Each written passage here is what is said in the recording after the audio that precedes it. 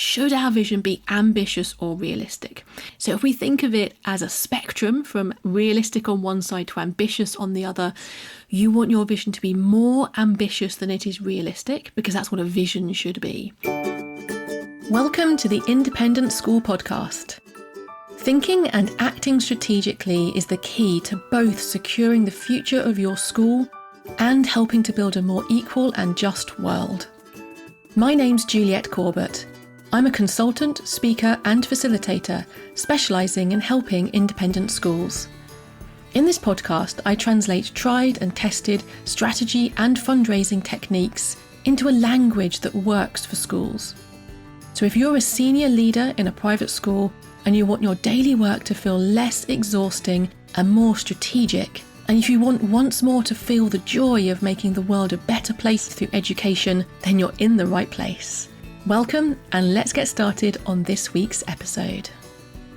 Hello, and welcome to this first episode in a series of the solo episodes that I record, where I'm focusing on frequently asked questions that come across my desk, my email box, my workshops. People are asking these questions to me all the time. And I'm going to be focusing each time on a different question that I get asked really frequently. And this week we're thinking about, should our vision be ambitious or realistic? Should we be reaching for the stars and really trying to be kind of super motivational and ambitious and inspirational by saying something really ambitious in our vision? Or should we be setting ourselves a realistic goal that we can confidently say that we are going to be able to achieve in the 5-year time span, for example, of the strategic plan that you might be working on the vision for? Before we dive into the detail, I wanted to let you know about a free resource I've created to help you prepare your school for the coming economic impact of the invasion of Ukraine.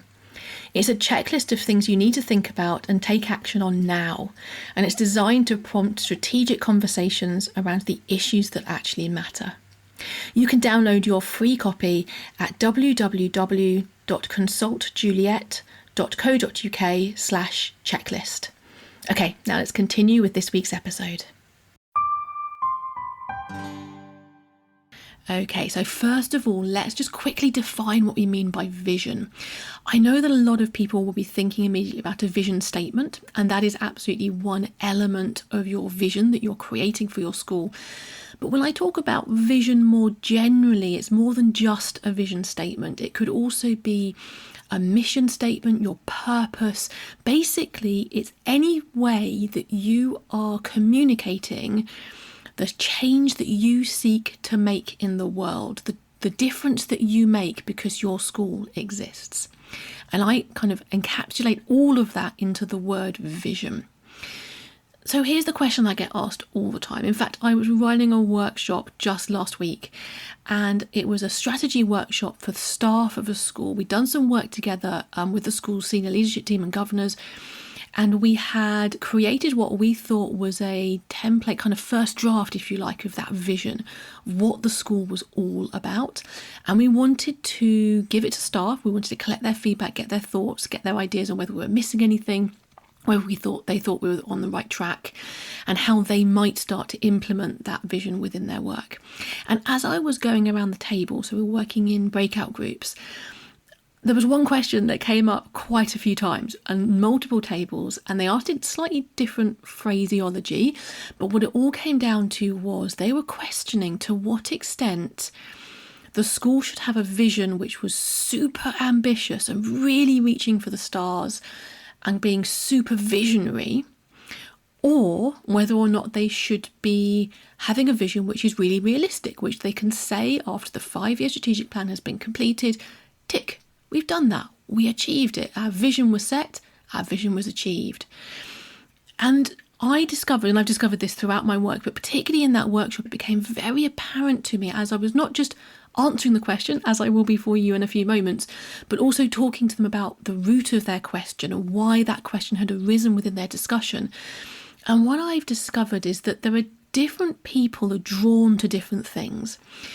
There are some people who are inspired by a big, ambitious vision, and they feel that that is inspirational to them, and they feel that it will also be inspirational to other members of staff, as well as to potential families who might want to join the school, for example, or new members of staff who are joining.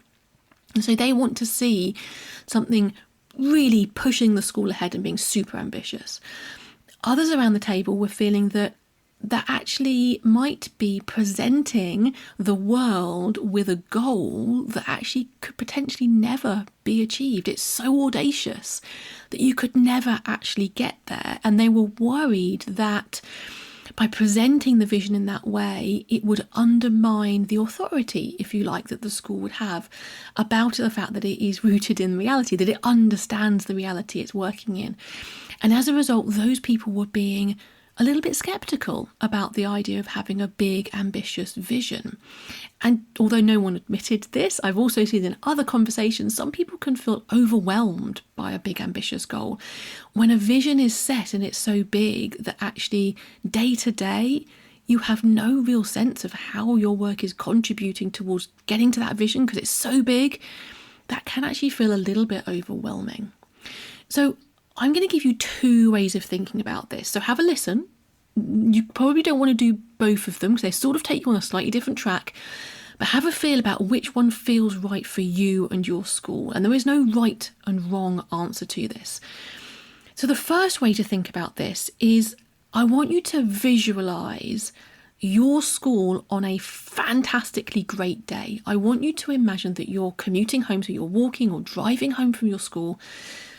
You've been in the school, you've seen the most amazing demonstration of the values that your school embodies, the ethos, the work ethic, the sense of excitement that the young people bring to the work that they're doing in their classrooms and beyond, the way that your school leaders are really stepping up, and you're driving home and you're thinking, wow, I work at an amazing place. I am so happy to be here. Multiply that great day by 5 years. If your school was on top form every day for 5 years, what might be possible? That's the kind of level you're aiming at here. So you want to be more ambitious than realistic. You're being kind of setting yourselves a really nice, big, ambitious vision. But you also want to root it in some reality. So the way you're thinking about it for this perspective, this first way of thinking about it is if you were setting your vision, it would be probably slightly beyond where you think you'd actually get in 5 years. Because let's be honest, your school is not going to be on top form every day for 5 years because that just doesn't happen. But set your goal at that kind of level of if it was going to be 5 years of absolutely momentous performance by every individual in your school, what could be achieved, and set your sight, your goal at that level of ambition. Now, under that way of thinking about it, you're still very much being rooted in reality. You're thinking about where you are today and how much you can move in the right direction over a 5-year period. So in this way of thinking about it, you're kind of plotting a course which is mostly towards ambitious, but still you've got your roots in reality. So you're kind of 2/3 along that spectrum towards the ambitious end, but you've still got an element of reality built into your vision. That's one way of thinking about it. If you're thinking, okay, that's good, but actually I want to go further, have a think about this second way of thinking about it. I was running a strategy away day about a month or two ago for a senior leadership team, and they are running a group of schools, so they're pretty large scale compared to some of my other clients. And they had already identified before our work together that they wanted social justice to be one of their key strategic goals that they're working on. And in the away day in which we were spending the time together, we were talking a little bit about how we were going to bring their school community, which has a lot of staff, it's a big school group, school community on that journey with them to identify, okay, so we've got the headline, we know social justice is one of our goals, but how do we flesh out the detail below that a little bit more? How do we involve our staff in that process? And as we were talking around the room with the senior leadership team, what we realised quite quickly was that there were some people who were feeling a bit uncomfortable about the ideas that were being discussed, because social justice is one of those goals that actually probably we are not going to achieve it in our lifetime. That doesn't mean we shouldn't be trying. We should absolutely be putting our efforts in this direction. But the way that they were framing it, in the way that every single pupil has equality in the way that they access the opportunities, and that would mean giving some pupils from disadvantaged backgrounds some extra time, some extra coaching, some extra assistance to help them to overcome some of the additional barriers that they face in their education. The thought that we would solve this problem, that we as a generation, let alone just as one group of schools, can solve social justice, was just starting to make people feel a little bit uncomfortable. Like, we can't do that. We're saying things that we cannot deliver. And at that moment, as we realised that in our conversation there was this stumbling block, that some of us had understood the idea of a vision, a strategy, a strategic goal in a different way, the CEO mentioned a book that she had been reading, and this book kind of changed the perspective of the rest of the conversation that we have. And it's a book called The Infinite Game by Simon Sinek. I'll link to it in the episode notes. It's a really good book. And in his book, Simon Sinek talks about how traditionally we've thought about leadership, and in this context strategy, as a finite game that we aim to win. And in his book, his argument is that in actual fact, for the vast majority of the time, it is much more beneficial if we consider ourselves to be in an infinite game. There is no winning of this game. It is a continual striving towards the improvement of society, the improvement of education in the context of this particular schools group. And in his book, Simon Sinek talks about having a just cause. And that just cause would take more than our lifetime to achieve. But it's a just cause which is worthy enough of our best possible efforts to take ourselves as far as possible in the direction of that goal, and then be ready to pass the baton on to the next generation of leaders. So once the CEO put that view in the room and talked about this book briefly and what she felt was relevant to the conversation that we were having, completely shifted that conversation, because all of a sudden a school group having a strategic goal of social justice became really important and not overly ambitious at all. The idea being that we would set this up as being, we will take our schools as far as we possibly can in this direction by engaging the whole school community in various different projects that they were thinking about, in different ways that they wanted to research and look at the data and so on, that we're going to be doing this work within the area of social justice. We will take this as far as we possibly can, but we will acknowledge that this is an infinite game. We are not going to solve this at the end of this 5-year plan, let alone at the end of our careers. But at the same time, this is morally a just cause. This is where we know we want to be placing our efforts. And similarly, they were talking about environmental sustainability. Again, another example of an infinite game, which often comes up in conversations around strategic visions.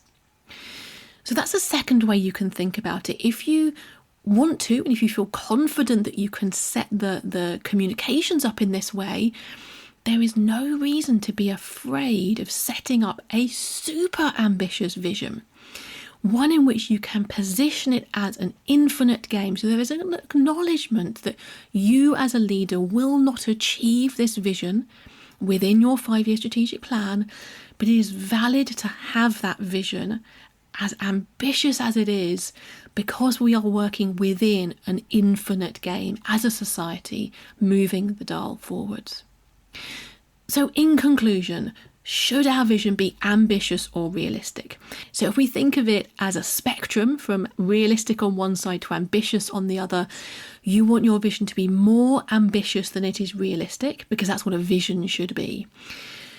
And don't be afraid if you want to take yourself right to one end of that spectrum and be super ambitious, so long as you're setting it in your communications as part of an infinite game. That can be very inspirational for people. Now, at the beginning of this episode, I also mentioned that some people feel a bit sceptical about this. If you set a vision which is so ambitious you can't achieve it, what does that say about your organisation's grasp on reality? Or they feel overwhelmed by it. The way to overcome that is to firstly make sure that people understand that your vision is ambitious. It's part of an infinite game. You may want to use that phrase or not, that's fine. But you set it up as a generational vision. And then the way that you can help people to not feel overwhelmed by it is by thinking about, in your strategic plan, you will have specific projects, specific workflows, specific things you're working on that are going to take you to that ambitious vision. Those should have KPI or key performance indicators attached to them that are definitely realistic. Your KPI should always be realistic. You can be ambitious, but they have to be absolutely rooted in reality and what's possible over the time scale that you're setting for that KPI. So I think balancing a super ambitious vision with really realistic KPIs is probably the way to go to help those people who feel a bit overwhelmed by ambitious visions to know what it is that they can be working on over the coming days, weeks and months. And thinking about KPIs, I did an episode a couple of months ago on mastering KPIs, which was actually a really popular episode. Obviously, people are really yearning for that information. I will put a link to that episode in the notes as well. So if you want to dive into that part of the equation, as it were, then you can see that there. So hopefully this is a useful answer to your question of should our vision be ambitious or realistic? It helps you to pitch where you want it to be for your school on that spectrum between ambitious and realistic. That's it from me for this week. I'm going to be answering your questions and your FAQs, as it were, over the coming weeks and months. So if you have a question that's been buzzing around your head for some time, drop me a quick email. Find my details are on the episode notes, and I'll be incorporating that into my future podcast episodes. Great. Good to talk to you this week, and speak to you again next time. Bye-bye then. Thanks for listening to the Independent School Podcast, the podcast that helps senior leaders in private schools to think and act more strategically, both because they want to secure the future of their school and because they want to help build a more equal and just world. You can listen in everywhere that podcasts are available. And if you want to catch up on previous episodes or follow any of the links that I've mentioned today, just head over to www.consultjuliet.co.uk/podcast.